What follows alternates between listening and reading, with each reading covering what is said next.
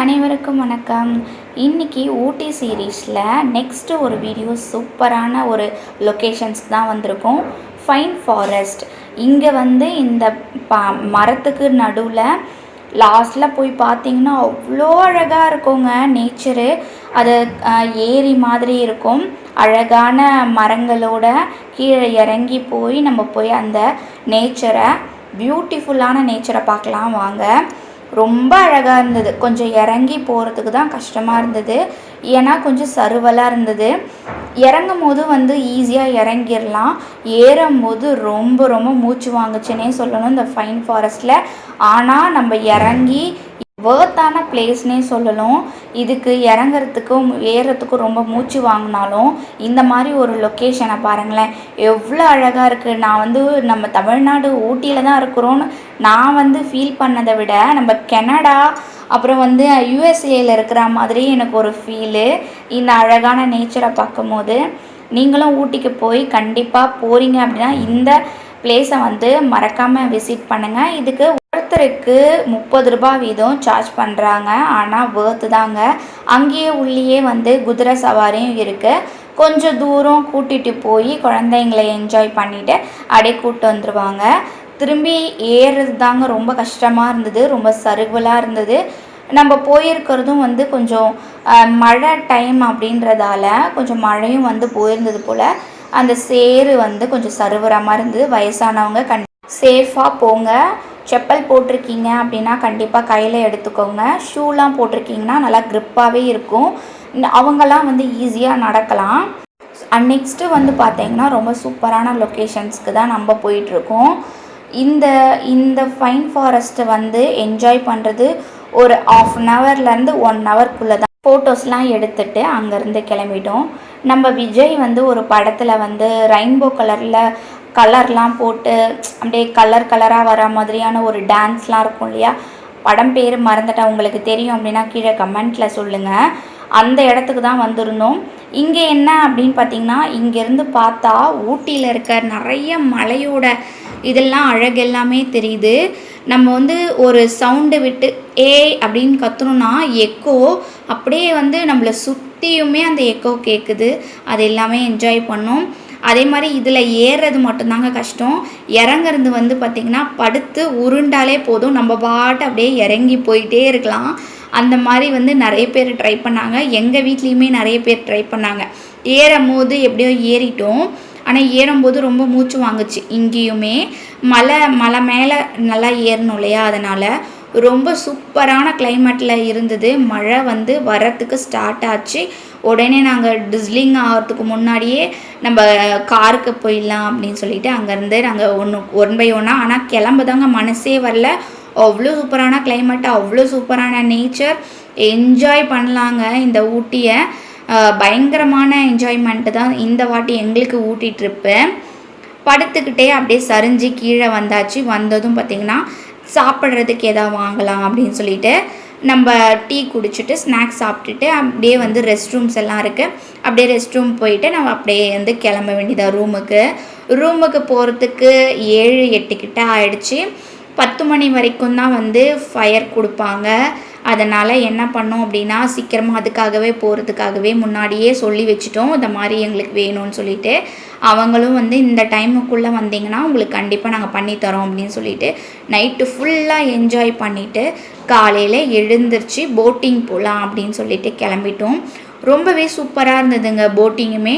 நிறைய பேர் அங்கே வந்து நாங்கள் போனது வந்து ஹாலிடே முடிஞ்சு தான் நாங்கள் போனோம், ஆனால் அப்பயுமே அங்கே கூட்டம் அதிகமாக தான் இருந்தது. முக்கியமாக சொல்லணும், இந்த போட்டில் வந்து அவ்வளோ என்ஜாய் பண்ணாங்க பசங்க. அவ்வளோ அழகான நேச்சராக இருந்தது. ஒருத்தருக்கு ஒரு 6 பேர் 9 பேர் 3 பேர் 4 பேர் அப்படின்ற மாதிரி படகு வந்து வசதி இருக்குது. நாங்கள் போனது ஒரு 13 பேர்கிட்ட போயிருந்தோம். 13 ஃபேமிலி எல்லாருமே சேர்ந்து போனதில் நாங்கள் ஒரு போட்டு வந்து சொல்லிட்டோம். அதுவும் வந்து பார்த்திங்கன்னா மோட்டர், அந்த மோட்டரில் போகலையா அந்த மாதிரியான போட்டு ரொம்ப சூப்பராக சுற்றி காமிச்சாங்க. எக்ஸ்ட்ரா உங்களுக்கு வேணும் அப்படின்னா எக்ஸ்ட்ரா சார்ஜ் கொடுத்து இன்னொரு ரவுண்டும் போகலாம்.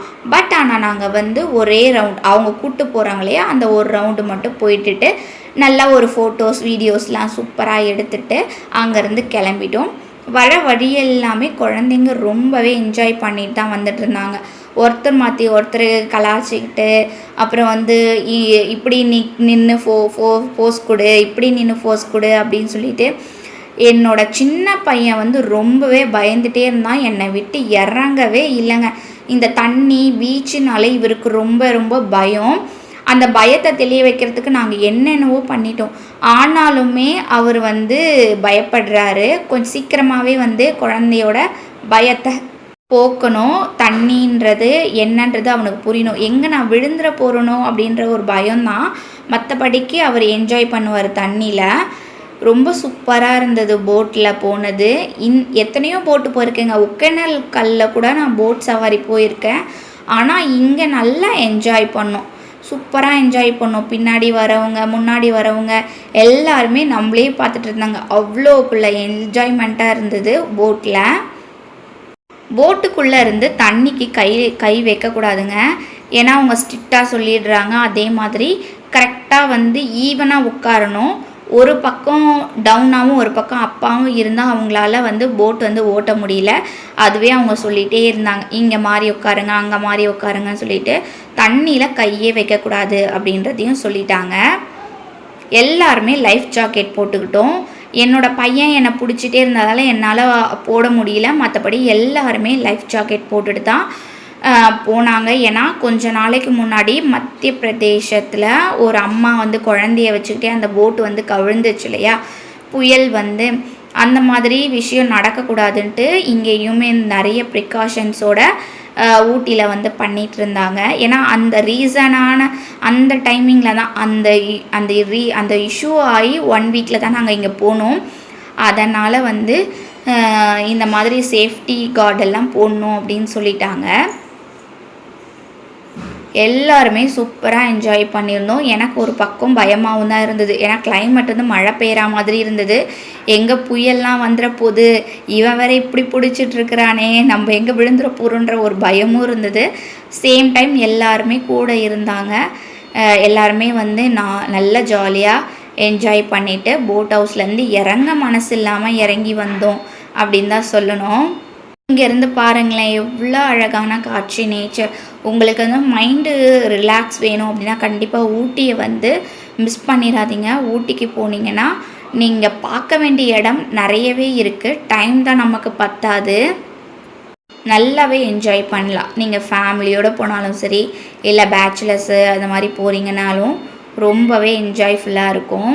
அதே மாதிரி நாங்கள் முன்னாடியே காட்டேஜ் வந்து புக் பண்ணதால் எங்களுக்கு வீடுமே அவ்வளோ அஃபர்டபுள் ப்ரைஸில் ரொம்ப சூப்பராகவே கிடச்சிது. நாங்கள் 13 பேருமே ரொம்பவே என்ஜாய் பண்ணி தான் பார்த்துட்ருந்தோம். தண்ணியில் விளையாடணுன்னு ஆசை இருக்குது, ஆனால் பயமாக இருக்குது. என்ன பண்ணுறது அப்படின்ற நிலமையில தான் என் சின்ன பையன் வந்துட்டு இருந்தான். எல்லாருமே வந்து போட்டு வந்து முடிச்சுட்டு அவ்வளோ அழகாக வெளியே வந்துட்டோம். எங்கள் வீட்டில் பாருங்கள், நிறைய பேருக்கு இறங்கவே மனசு இல்லாமல் ரொம்ப நேரமாக அப்படியே உட்காந்துக்கிட்டே இருக்காங்க பாருங்கள். அவ்வளோ அழகான நேச்சரை விட்டு வர மனசு இல்லைன்னு தான் சொல்லணும். ஆனால் விட்டுட்டு வந்தால் தான் நெக்ஸ்ட்டு வெயிட் பண்ணிகிட்ருக்காங்க பப்ளிக்காக, அவங்களுக்கு நம்ம ஸ்பேஸ் கொடுக்கணும். அந்த போட் ஹவுஸ்லேருந்து வெளியே வந்தோம் அப்படின்னா ஐ லவ் ஊட்டி அப்படின்ற ஒரு பிக்சர் இருந்தது. அங்கே நின்று ஃபேமிலியாக நின்று ஒரு ஃபோட்டோஸும் எடுத்துகிட்டு நம்ம அங்கேருந்து கிளம்பிட்டோம். நெக்ஸ்ட்டு ரொம்ப இன்ட்ரெஸ்டிங்கான வீடியோ வரப்போகுது. டாய் ட்ரெயின் பற்றி நான் சொல்ல போகிறேன். கண்டிப்பாக நாங்கள் போன எக்ஸ்பீரியன்ஸ் எப்படி புக் பண்ணணும் எல்லாமே நெக்ஸ்ட்டு வீடியோவில் சொல்கிறேன். கண்டிப்பாக சப்ஸ்கிரைப் பண்ணிக்கோங்க. பாய்.